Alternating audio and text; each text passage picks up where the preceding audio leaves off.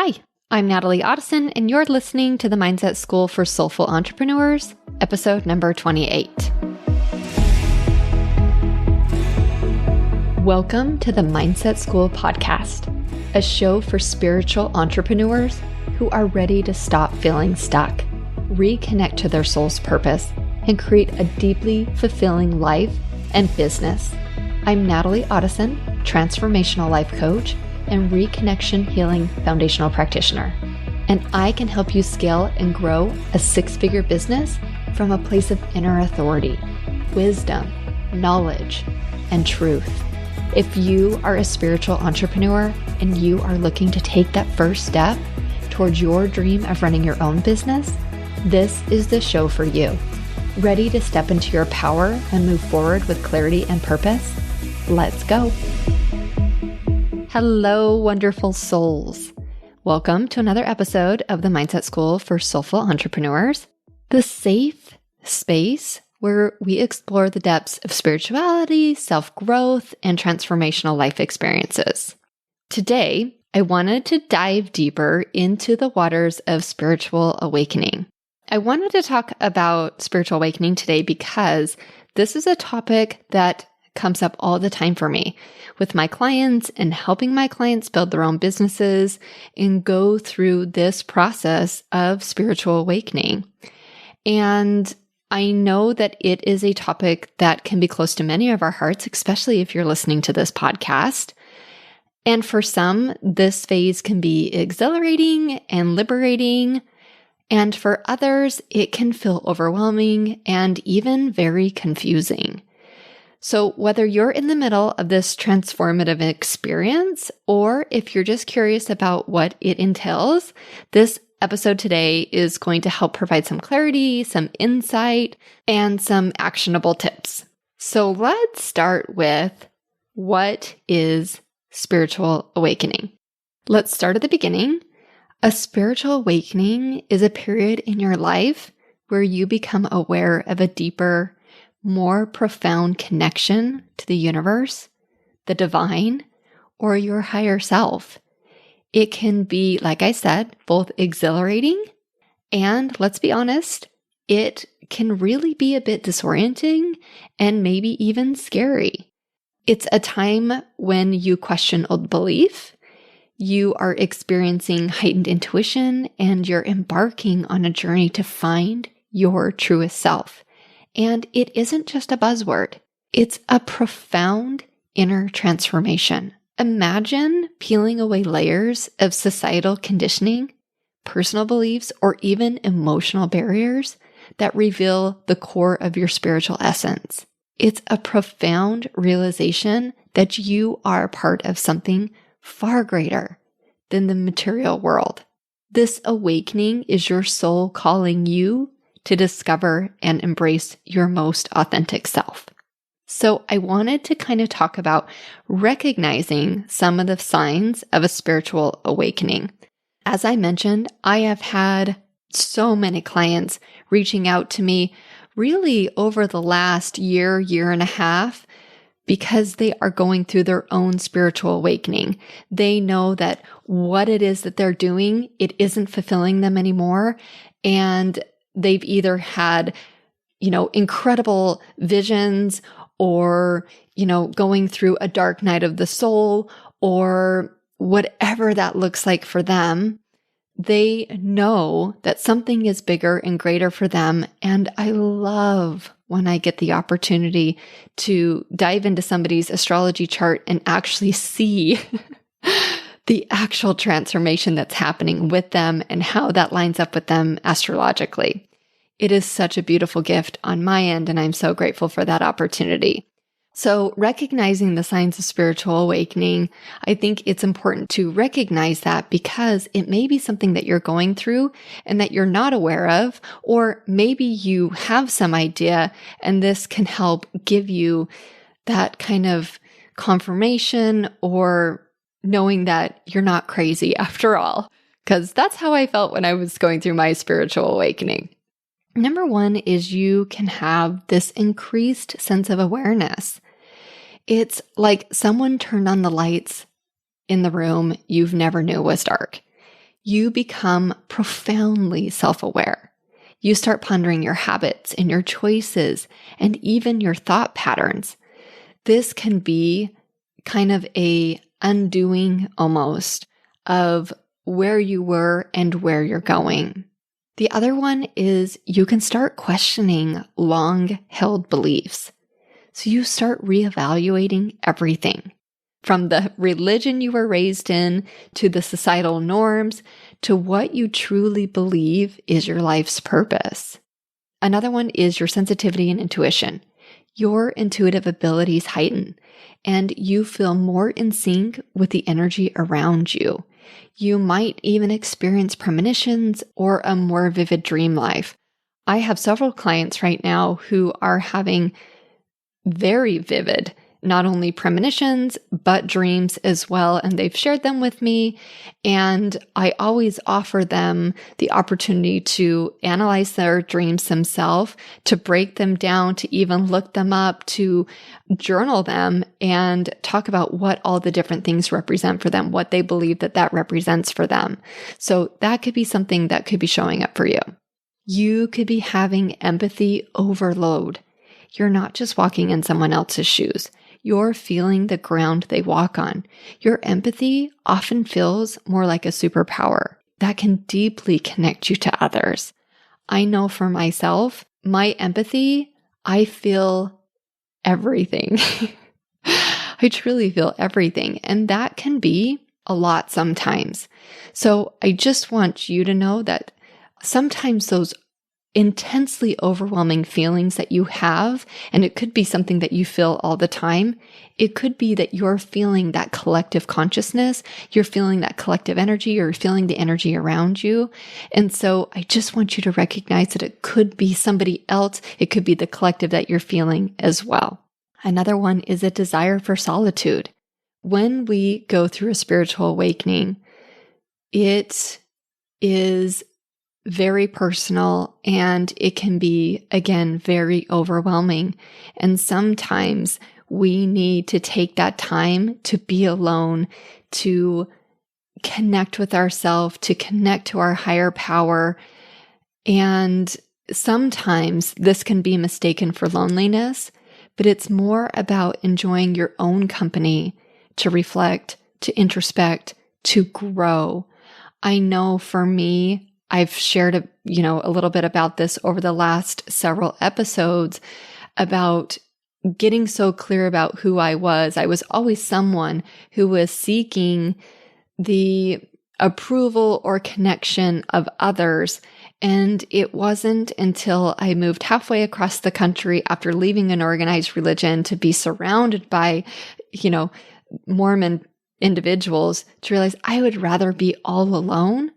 Because I was going through this metamorphosis, I was going through this process, one of my own dark nights of the soul. I was going through this process myself, and I came to the realization that I would rather be all alone than be surrounded by people that I don't resonate with, that I'm not connected with, that I don't share the same values and spiritual path and process and all of that. So permission that having this desire for solitude, not only do I give it to you, but sometimes it is very necessary. Another one is experiencing synchronicities. I think this is one of my favorites because whenever I tap into my spirituality or tap back into my spirituality, because, we go through ebbs and flows. I mean, I believe ultimately it is a direct path up, but we are going to go through ebbs and flows through the process of our spiritual awakening, through our spiritual journey. And synchronicities are such a beautiful way of reminding us that we are on track, that there is something bigger and greater than who we are. And we get the beautiful opportunity to embrace that and to see that and experience that and share that with other people if we choose. And one of the most miraculous things as far as, synchronicities that have happened in my life, one of them was reconnecting me to my son that I gave up for adoption many years ago. And I talked about that in one of my past episodes. So if you want to hear more about that story, you can go back and listen to that. But it was recognizing that I was out of alignment with my values and my spirituality, and I had kind of deviated off my path, then once I got back onto my path, the synchronicities, the lid blew right off. So experiencing synchronicities, you start to notice those coincidences, which I don't believe there's any coincidences, but those coincidences that seem too meaningful to be random, like seeing repeating numbers or encountering people who profoundly impact your journey, or you are impacting their journey.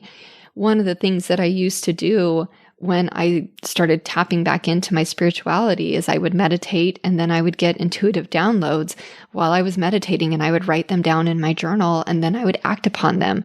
And it never ceased to amaze me that when I acted on those experiences, I would always get confirmation in one way or another that that experience had a profound impact on somebody else, whether it was reaching out and they said, I was just thinking about you, or you were exactly what I needed to see today, or whatever it happened to be. But, having those synchronicities in your life is such a beautiful gift. Another thing that can happen, another sign of spiritual awakening, is sleep patterns begin to fluctuate. So this happened for a long time. And I remember when I was looking up the signs of spiritual awakenings many years ago, there was an article that I found of waking up between 2 or 4 o'clock in the morning. And that was very common practice as you were going through your spiritual awakening. So whether you're struggling to get enough sleep or waking up at odd hours, these are some of the changes that often signify a recalibration in your energy field.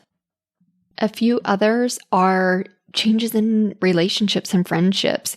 As your spirituality changes, as you start to go through this awakening, you may not resonate with the same people you used to resonate with, and people may begin to drift away.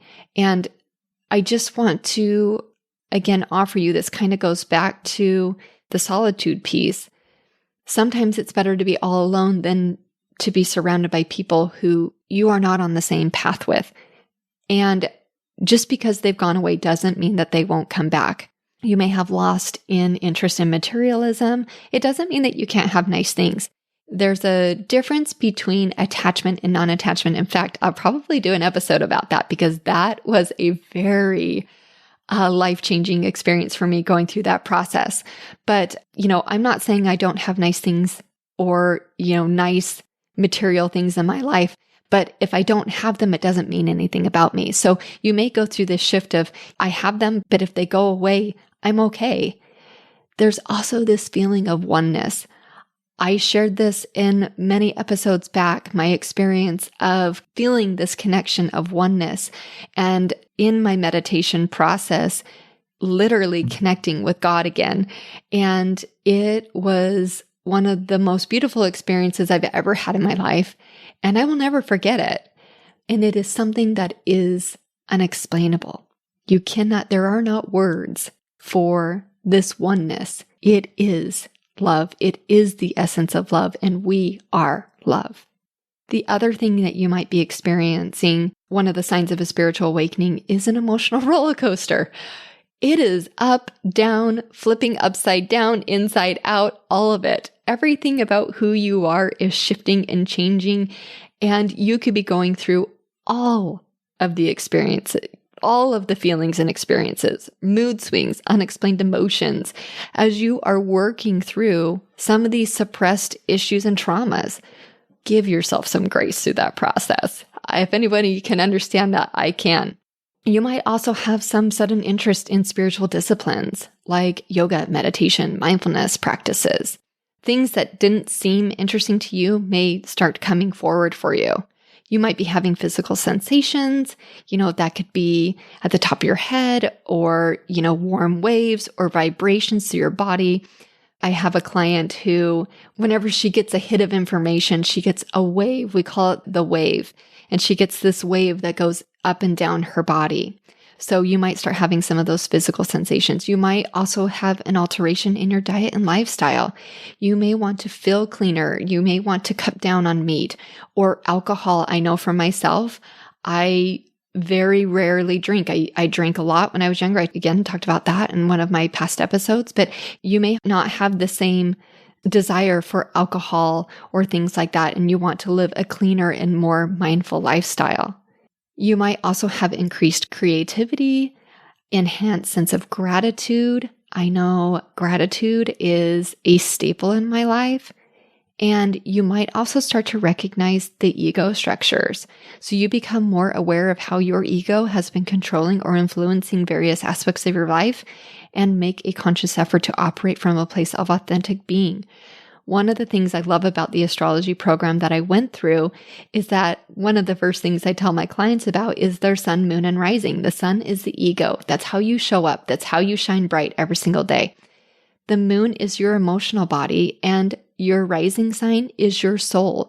And the ego is so important because it keeps us in check, and we want our soul driving the ship. So it's so important in the process of your own spiritual journey that you know that for yourself. Are you in the high road or the low road of your ego?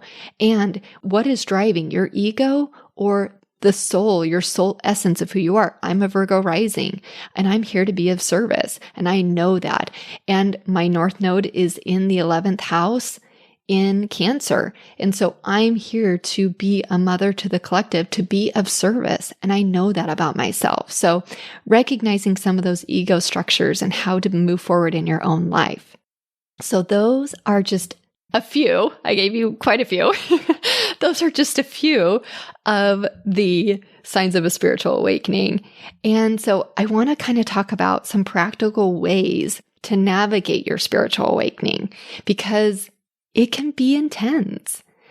And again, I've had so many people reach out to me and they're like, this is what I'm going through. Is it a spiritual awakening? And my first question to you is, what do you think it is? Ask yourself that question. What am I experiencing right now? And you can kind of go back and reference this list of signs that I've given you. But some of the practical ways to navigate through this is to take a breather. The influx of emotions and sensations and realizations can be overwhelming. So I want you to give yourself permission to pause and breathe. This pause is a form of self-care, self-love, and grounding. So that's number one. Number two is seek some guidance. Sometimes we need a mirror to better see ourselves.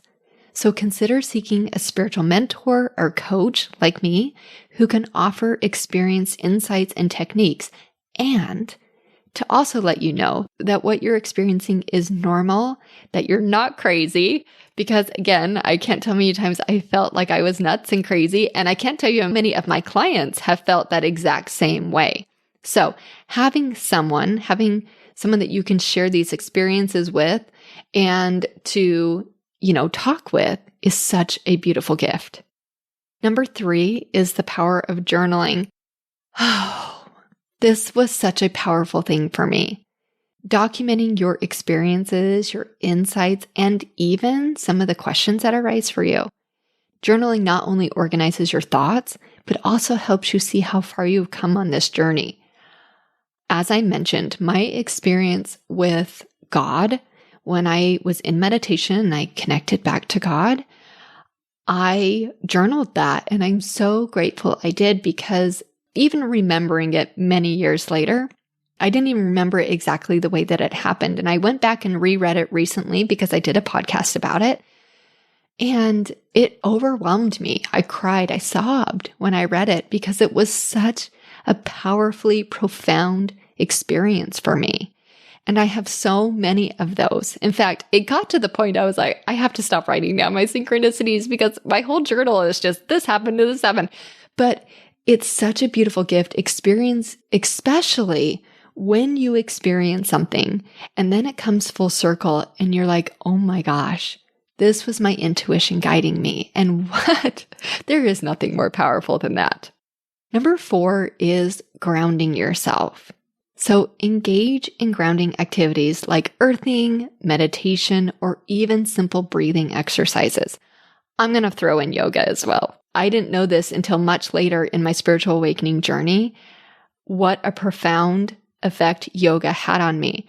I had an amazing yoga teacher when I was in Utah. I'm not in Utah anymore. I'm in Kansas City. But when I was in Utah and I was going to Lifetime Fitness, there was this incredible yoga teacher. His name was John, and I don't know if he's still there. And he left and then came back, but he was one of the best yoga teachers I've ever had in my life. And I didn't realize until much later, until I had another incredible yoga teacher who changed my life. She was one of the most beautiful souls I've ever experienced ever. And unfortunately, she is now an angel. I had so much opening and growing through the yoga process because it allowed me to ground myself so deeply into this space and time. So I want to offer yoga to be able to ground yourself as well, because those grounding stones can be excellent aids for us on this process. Number 5 is open yet discerning mindset. So be willing to explore, but also scrutinize. Adopt beliefs and practices that resonate with your core, not because they are trendy. So figure out what feels right to you and what doesn't. And again, another beautiful tool in helping you through this process is diving into human design a little bit, because if you can understand a little bit more about who you are and kind of the blueprint of who you are, you can start making decisions. Like for me, I'm a manifesting generator. And I know for myself, one of the greatest permissions I ever received was knowing that I can do all of the things all at one time. And when it's time for me to let things go, I just get to let them go. I used to have people tell me that I never finish things. Well, my permission is I don't have to. Once it no longer resonates with me, and I'm an emotional manifesting generator, so I have to try things on and see how they feel. And I know that about myself. And this ties into being open yet discerning with your own mindset, with what's coming up for you. Number 6 is indulging in self-care. Emotional and spiritual detox can be exhausting. So never underestimate the healing power of a relaxing bath or a good book or even a spontaneous dance session in your living room. Take care of yourself through this process. And if you need to shut yourself off and close yourself off for a week, then do that too. Whatever that looks like for you, take care of yourself first and foremost. Number 7 is cultivate a tribe. So this kind of goes back to seeking that guidance that I said as number 2. Cultivate your tribe. Look for communities or forums where people share their spiritual journeys. It's one of the reasons I created Soul Sister Coaching on Instagram, was so that I could create a community of like-minded people who want to come together, who want to share enriching experiences and want to have discussion and collaborate and communicate and create a space where it's safe for other people as well. Number 8 is cultivate spiritual tools. So whether you're a fan of astrology, tarot, crystal healings, energy healing, whatever that is, these tools can offer additional insight and affirmations during your spiritual awakening journey. I know for myself, I did astrology readings, I met with a medium, I met with psychics, I did all of the things because I was looking for confirmation for the path, because it was kind of lonely for me. I didn't have something like this. I didn't have a podcast with somebody saying, hey, hello, this is normal. What you're experiencing is so normal. I didn't have that. I was on this journey alone and it felt very isolating. So having some of these tools can help you along this process as well. So I wanted to kind of talk about addressing some challenges or overcoming some hurdles that you might be experiencing on your spiritual awakening. One of them is the overwhelm factor. So the spiritual torrent can feel overwhelming. Mindfulness, grounding techniques, having a tribe and seeking guidance can also help. Remember, you're not losing yourself. You're finding your true self. Another challenge can be potential loneliness, like I just mentioned. As your vibes change, so might the people that you surround yourself with. And I want to offer not to worry. You're making space for the new people who resonate with your authentic self.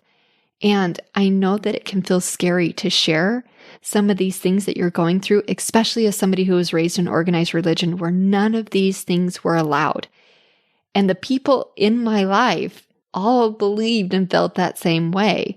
And so sharing some of these experiences that I was having, sharing that I was intuitive and I was empathetic and that I see things and that I hear things and that I feel things and all of that, that can feel very lonely and isolating again. So understanding that and recognizing that is going to be part of the process, and also finding people that you can truly chat with, that you can connect with, and you can always connect with me. You can always reach out to me at Soul Sister Coaching on Instagram. I'm always here for you. Know that you're not alone through this process. Another one is facing fear and doubt. These are merely old belief systems breaking apart. Reach for your spiritual tools and affirmations to ease your mind and reassure your heart. And if you don't have those yet, go back to the beginning of my podcast, because I share so many tools in helping you create your own belief systems, your own spiritual tools, and your own affirmations through this journey. So, to wrap this all up, navigating your own spiritual awakening is stepping into the most authentic version of yourself while shedding layers of past conditioning. The experience, as challenging as it may be at times, is a journey towards your ultimate freedom and wisdom. So I want to thank you for being here. I want to thank you for listening to this episode. And if you found it enlightening, please share with any of your family or friends who you think might benefit from this. And remember to subscribe, and feel free to reach out with your own awakening stories or questions. Until next time, may your journey be filled with love and light and endless discovery. I'll see you next week. All my love. Thank you for joining me for this week's episode of the Mindset School. Ready to dive deeper into finding your purpose and create a deeply fulfilling life? Visit soulsistercoaching.com for more guidance and resources. See you next week.